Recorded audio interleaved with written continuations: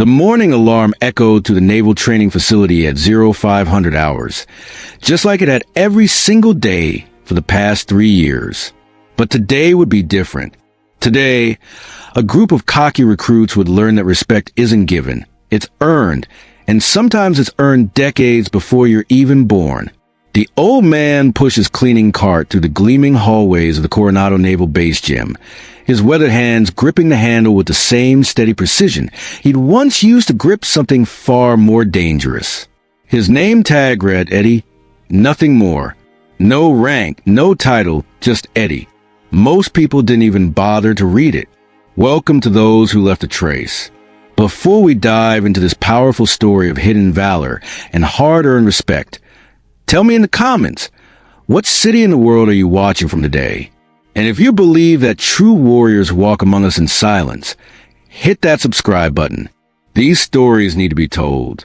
At 0530, the first wave of recruits burst through the gym doors like they owned the place. They were young, loud, and full of the kind of confidence that comes from thinking you know everything about everything. Leading the pack was Derek Morrison, a 22-year-old from Dallas who'd been telling everyone who'd listen that he was destined for the SEALs. Watch this. Derek smirked to his buddies, nodding toward Eddie, who was methodically mopping the floor near the weight racks. Hey, old man, you missed a spot over there. Eddie looked up slowly, his steel gray eyes meeting Derek's for just a moment before he simply nodded and moved his mop to the indicated area. No words, no protest, just quiet compliance that somehow made the recruits laugh even harder. Damn! He's probably been doing this job since before we were born, chuckled Jason, Derek's right-hand man. Must be nice having such low expectations. What they didn't know was that Eddie Martinez had indeed been there longer than they'd been alive, but not as a janitor. 43 years ago, he walked those same halls as one of the youngest men ever to earn the SEAL Trident. But that was a lifetime ago, buried under decades of silence and a choice he'd made to disappear into the shadows where heroes often go to rest. The gym filled with the usual sounds of military training, barbells clanging, boots pounding on treadmills, and the sharp commands of drill instructors pushing their charges to their limits. Through it all, Eddie moved like a ghost, cleaning around the chaos with practiced invisibility. I bet he's never even held a real weapon, Derek continued, performing bicep curls with weights that weren't nearly as heavy as he pretended. Look at those soft hands. Probably never been in a real fight in his life. If only they knew those hands had once steadied a sniper rifle through a monsoon in Vietnam, or carried a wounded teammate 3 miles through hostile territory in Panama. If only they knew that the slight limp in his left leg came from shrapnel, not age, and that the careful way he moved wasn't frailty. It was a learned economy of motion that comes from surviving in places where wasted energy meant death. Around 0800, as the recruits transitioned from cardio to strength training, Eddie was cleaning the mirrors along the far wall. The early morning California sun streamed through the windows, illuminating dust motes that danced in the air like tiny spirits. It was during this quiet moment that recruit Maria Rodriguez noticed something the others had missed. Maria was different from the loud group surrounding Derek.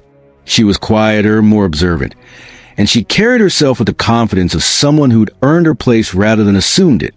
Her father had been a Marine, and she'd grown up around military bases, learning to read the subtle signs that separated the talkers from the doers. As Eddie reached up to clean the top of the mirror, his sleeve rolled up slightly, revealing just a hint of faded ink on his forearm. Most people would have missed it entirely, but Maria's trained eye caught the distinctive shape immediately. The upper portion of a SEAL Trident, the elite insignia that marked someone as part of the most exclusive brotherhood in the military. Her breath caught in her throat. She'd seen that tattoo before, on her uncle who'd served with SEAL Team 2 in the 1980s. But this one looked older, more weathered. The ink faded to a blue-black that spoke of decades under the sun and salt spray. Jesus, she whispered, but her voice was drowned out by Derek's latest performance. Hey, Eddie, Derek called out, his voice dripping with condescension. When you're done playing with your little mop, maybe you could spot me on the bench press. I'm sure you got some wisdom to share about, I don't know, the proper technique for floor washing. His friends erupted in laughter, but Maria wasn't laughing. She was studying Eddie's face, noting the way his jaw tightened almost imperceptibly, the way his eyes seemed to focus on something far beyond the gym walls. These weren't the reactions of a man who'd spent his life avoiding conflict. These were the reactions of a man who'd learned to control something much more dangerous than anger. Eddie set down his mop and turned to face Derek fully for the first time. When he spoke, his voice was quiet but carried a weight that made the nearby conversation stop. "I appreciate the offer, son, but I think you got everything under control." There was something in his tone, a calm authority that didn't match his janitor's uniform, that made Derek's smile falter slightly. But surrounded by his audience, he couldn't back down now. "Oh, come on, don't be modest. I bet you got all kinds of stories about the good old days. What did you do before this? Sit behind a desk somewhere? Drive a truck?" Eddie's eyes never left Derek's face, but Maria noticed his hands had unconsciously moved to his sides, fingers slightly curved in position she recognized from her father's training. The instinctive stance of someone who'd been taught to be ready for anything, anywhere, anytime. "I served," Eddie said simply. "Oh yeah? Where? The mess hall? The motor pool?" Derek's voice was getting louder now, feeding off the attention. "Let me guess, you were a cook, right? That's why you're so good at cleaning up messes." For a moment, the gym fell silent except for the hum of ventilation and the distant sound of running on the outdoor track. Eddie studied Derek's face with the patience of a man who'd learned to read people's souls in the space between one heartbeat and the next. "Something like that," Eddie replied, turning back to his cleaning. But Maria had seen enough. As the crowd dispersed and the recruits returned to their exercises, she hung back, pretending to stretch while watching Eddie work.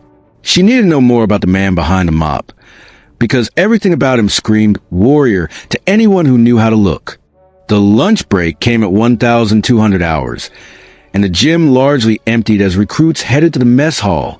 Eddie used these quiet periods to do the more thorough cleaning, replacing equipment, sanitizing surfaces, and restocking supplies. It was during one of these peaceful interludes that Maria approached him. "Excuse me," she said, her voice respectful but curious. "I'm Maria Rodriguez." Eddie looked up from the weight bench he was wiping down, his expression neutral but not unfriendly. "Eddie Martinez." "I noticed your tattoo earlier," Maria said carefully. "That's a SEAL Trident, isn't it?" Eddie's hand instinctively moved to his forearm, pulling his sleeve down slightly. For a moment, Maria thought he might deny it or walk away, but instead, he studied her with those sharp gray eyes. "Your father served?" he asked. Maria nodded. "Marines. He taught me to recognize the signs." "Smart man." Eddie returned to his cleaning, but he didn't dismiss her. "What's your story, Rodriguez? You're not like the others." "I'm trying not to be," Maria replied. "I want to earn my place, not just assume I deserve it." Eddie paused, a slight smile tugging at the corner of his mouth. "That's a good start." They worked in comfortable silence for a few minutes, Maria helping to stack weight plates while Eddie finished his maintenance routine. Finally, her curiosity got the better of her. "How long?" she asked. "How long what? How long have you been here? And how long since you were active?" Eddie set down his cleaning supplies and leaned against the weight rack.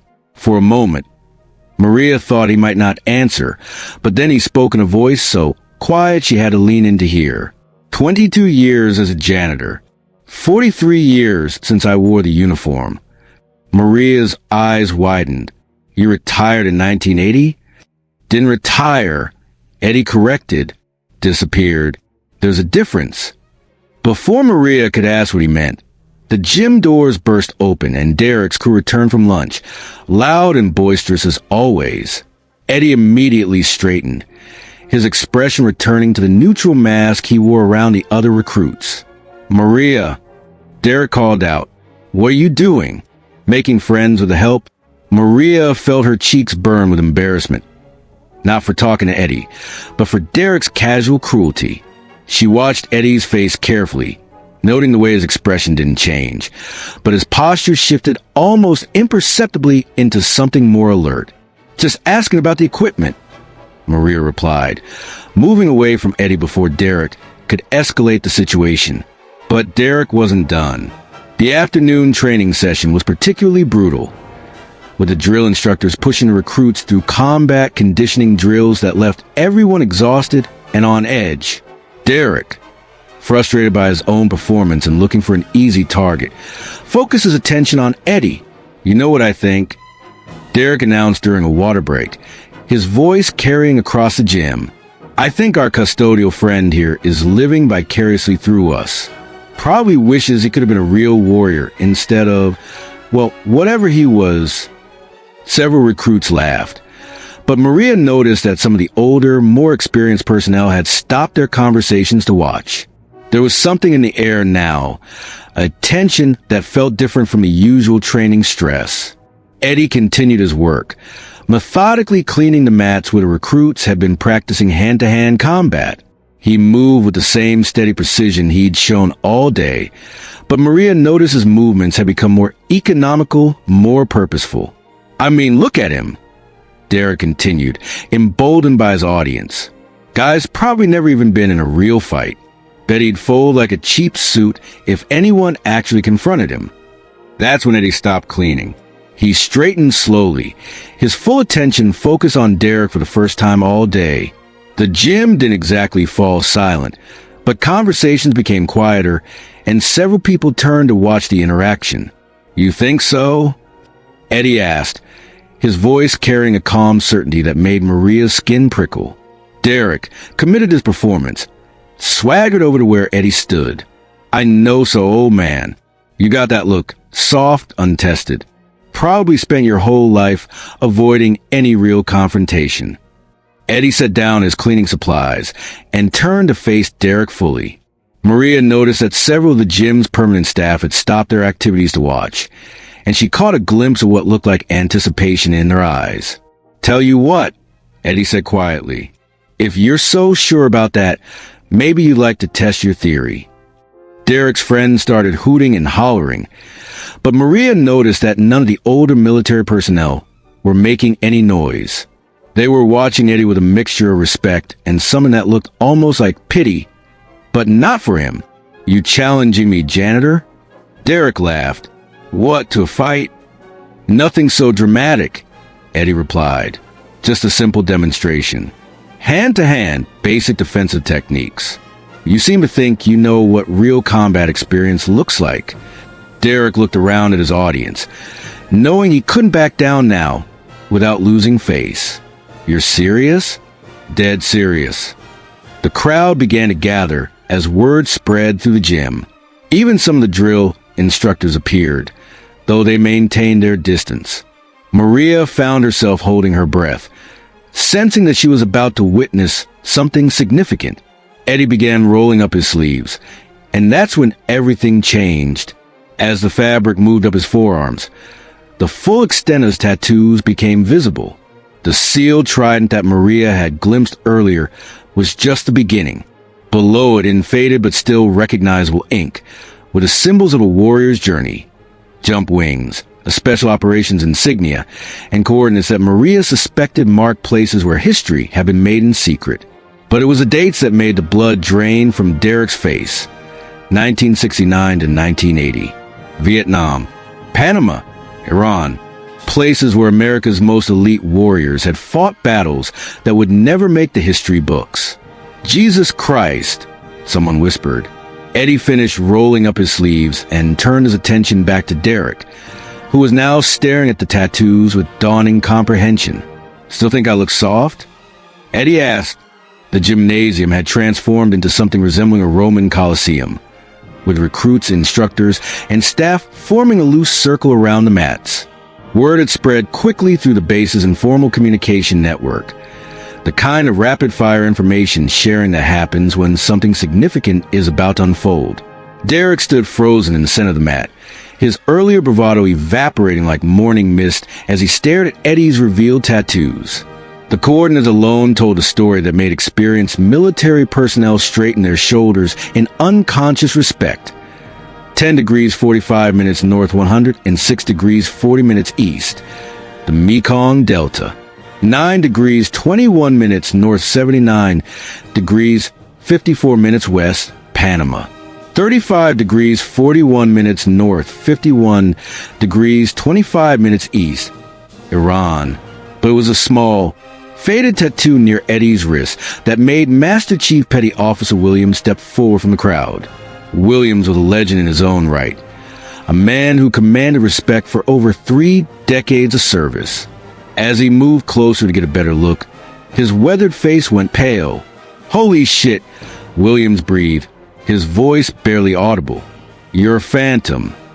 The gym fell completely silent. Even the recruits who didn't understand a reference could feel the weight of that single word hanging in the air like a live grenade. Eddie's eyes met Williams across the circle, and for a moment, 2 generations of warriors shared a look of recognition that transcended rank and time. "That was a long time ago, Chief," Eddie said quietly. "Not long enough for those of us who know the stories," Williams replied, his voice carrying a reverence that made every person in the room understand they were witnessing something historic. Derek, still trapped in the center of the mat, looked around desperately for some explanation. What's phantom?" Williams turned his attention to Derek, and when he spoke, his voice carried the weight of absolute authority. "Son, you just challenged a man who doesn't exist in any official record. A man who spent 12 years operating in places this country has never admitted to being.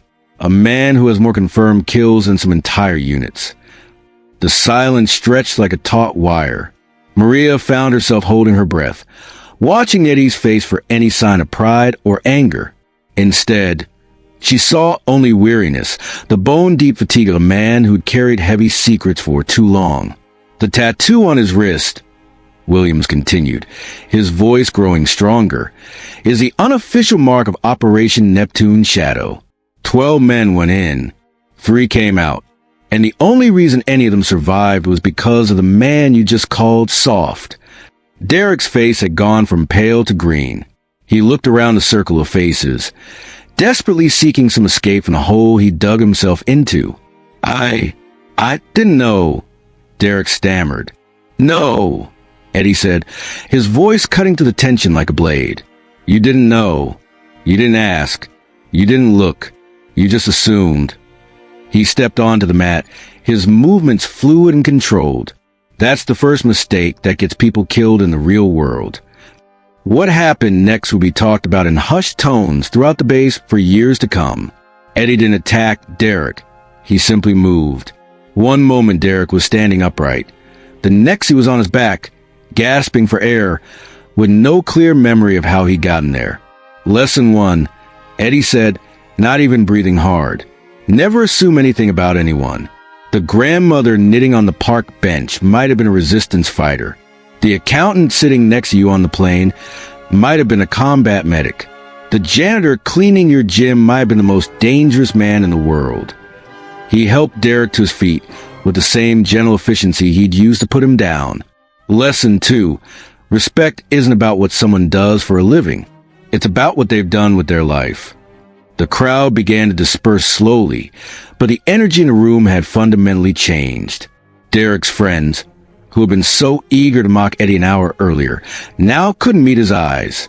Several of the older staff members approached Eddie with quiet nods of respect, while others simply stood at attention until he passed. Maria lingered, watching as Eddie began collecting his cleaning supplies. The revelation had answered her questions about his identity, but had raised so many others. "Why?" she asked when they were alone. Eddie looked up from his cart. "Why what? Why stay here? Why let them treat you like that? You could have stopped at any time." Eddie leaned against his mop handle, considering her question. "You ever hear the Invisible War, Rodriguez?" Maria shook her head. "It's the war that people like me fought while the rest of the world went about their business. We went places that didn't exist, did things that never happened, saved people who never knew they needed saving." He paused, looking out through the gym's windows at the recruits running laps on the track. "When that war ended, we had 2 choices. disappear completely, or find a way to keep serving without the glory. And you chose to keep serving. I chose to keep watching. These kids come through here thinking they know what courage looks like. They think it's about being the loudest, the strongest, the most aggressive. But real courage is quiet. It's showing up every day, doing the work that needs to be done, even when nobody notices or cares. Maria studied his face, seeing the weight of decades in his expression.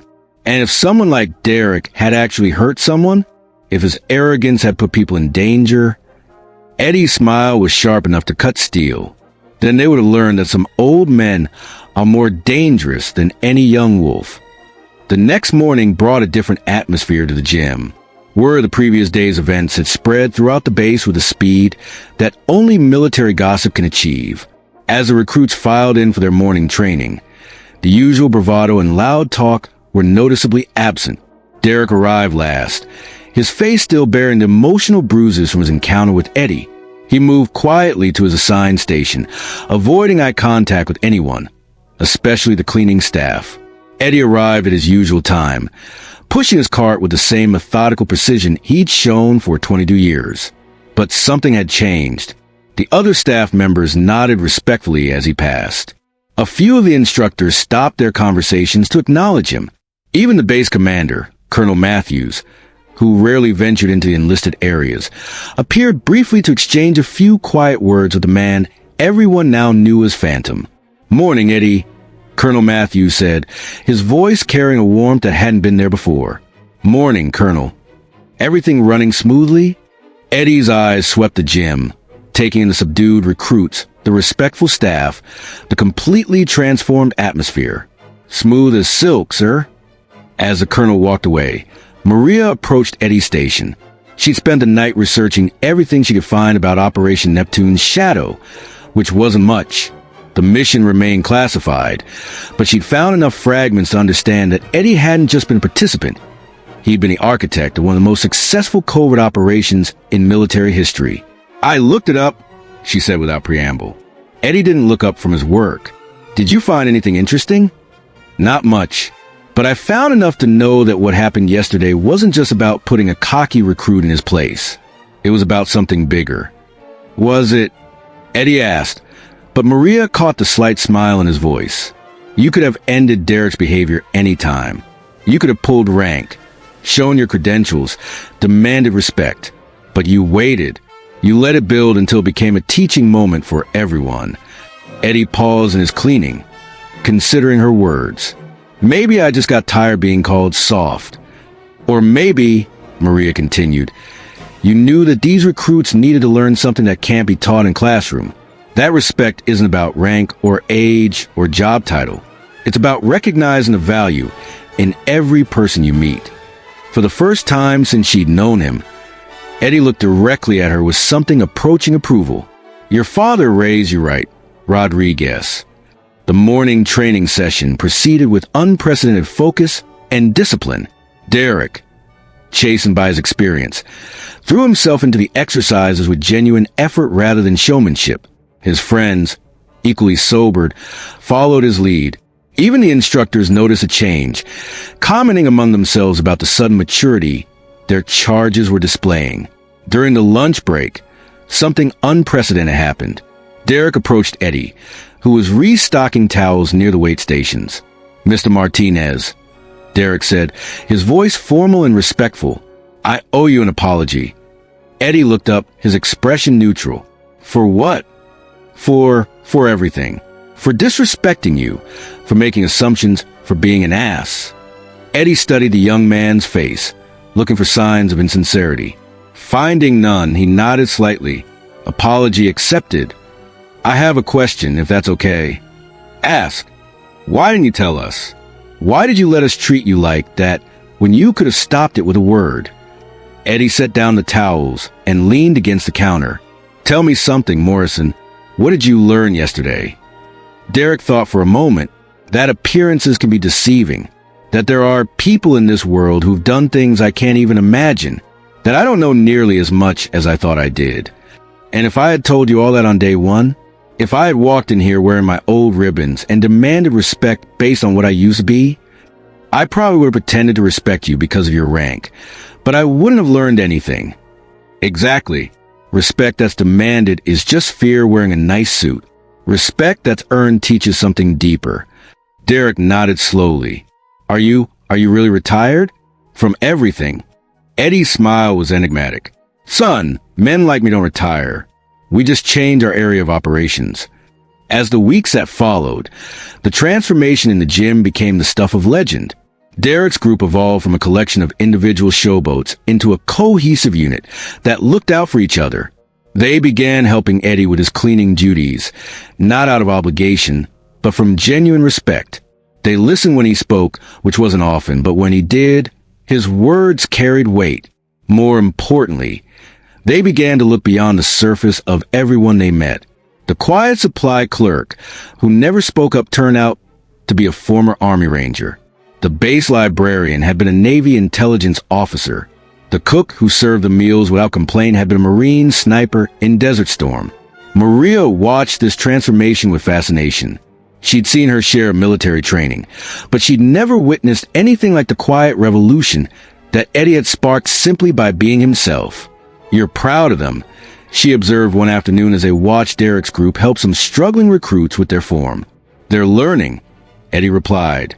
That's all any of us can ask for. What happens when they graduate? When they leave here? Eddie was quiet for a long moment. Then they'll take what they've learned and teach it to the next group. And maybe, just maybe, they'll remember that the most dangerous person in any room might be the one nobody notices. As the sun set over the naval base, painting the sky in shades of orange and gold, Eddie pushed his cart toward the storage room for the last time that day. Tomorrow would bring new challenges, new recruits, and new opportunities to teach lessons that couldn't be found in any manual. But tonight, he was satisfied. He'd done what he'd set out to do 22 years ago when he'd hung up his uniform and picked up a mop. He'd kept serving, kept watching, kept teaching. And in his own quiet way, he'd made sure that the next generation of warriors understood that true strength isn't about what you show the world. It's about what you carry inside yourself and how you choose to use it. The gym fell silent as Eddie turned off the lights and locked the door. But the lessons he'd taught would echo through the halls long after he was gone, carried forward by young men and women who'd learned that heroes don't always wear uniforms, and that sometimes the most important battles are fought not with weapons, but with character. In the end, that was Eddie Martinez's greatest victory. Not the classified operations he completed or the lives he'd saved in distant countries, but the quiet revolution he'd started in a simple gym by showing that respect is earned, not given, and that true warriors are defined not by their titles, but by their actions. The next morning, when the recruits arrived for training, they found a small plaque mounted near the entrance to the gym. It bore no name, no rank, just a simple message: honor the warrior in everyone you meet. Nobody asked who had put it there. They didn't need to. They all knew that somewhere in the building, a quiet man with callous hands and faded tattoos was already at work, ready to teach the next group of young warriors that the most powerful weapon in any arsenal is respect. And that lesson, like the man who taught it, would endure long after the last recruit had graduated and the last light had been turned off. Because true warriors never really retire. They just find new ways to serve, new battles to fight, and new generations to inspire. The legend of the gym cleaner with the SEAL Trident tattoo would be passed down to the ranks for decades to come, a reminder that heroes walk among us every day, hidden in plain sight, waiting for the moment when someone finally sees them for who they truly are.